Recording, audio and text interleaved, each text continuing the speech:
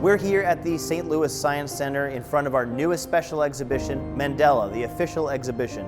This is the story of Nelson Mandela, a person whose name I think a lot of us know, but whose story we may not, and especially why he's important.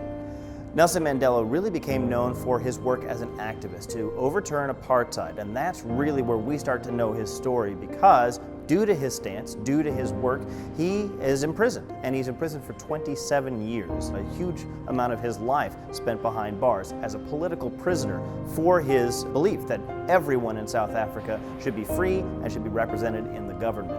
When he's finally released, it's not all over yet. There's a lot of political strife in South Africa. There's a lot of brutality going on as well. He becomes an advocate for peace. He wants to make sure that South Africa can finally become the democracy that he had hoped. And it's due to his position, it's due to his stance and his nature that he eventually becomes president of South Africa, the first black person to represent the country.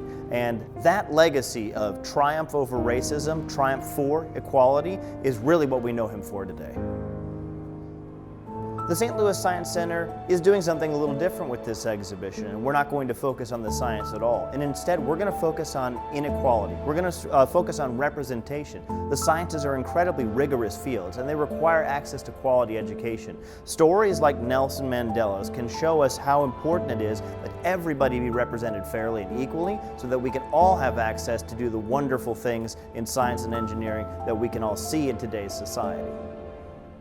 As you're guided throughout Nelson's life story, you're going to see objects, 150 of them, from his upbringing, from his adulthood, and from his eventual presidency. Starting with that upbringing, you're going to see some examples of traditional Xhosa clothing, which is really interesting and very beautiful, handmade with beads. As you move throughout his adulthood, you're going to see some somewhat frightening objects from the apartheid period, including signs that designate where white or European folks can go and where black or Indian folks can go. These signs are real from South Africa and are a harrowing reminder that this kind of legacy isn't that far behind us. But it's not all doom and gloom. There's also the mention of the hopefulness that Mandela and others had, including real archival videos and photographs from his time during this period.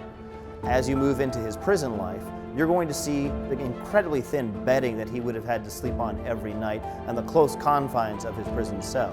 When we move into his eventual presidency, you'll notice that the tone changes entirely, and we are now in a period of hopefulness. You can see his suit that he wore during his presidency, and including the more traditional garb that he is now known for in the photographs of his old age. These objects help us tie the story together, help us showcase exactly what Nelson Mandela went through, what it means to South Africa today, what it means to the world today, to have to struggle against something so dire and then end up coming out so triumphant at the end. Mandela, the official exhibition, will be here at the St. Louis Science Center until September 17th. You can find more information online at slsc.org, and you can purchase tickets there or here at our box office.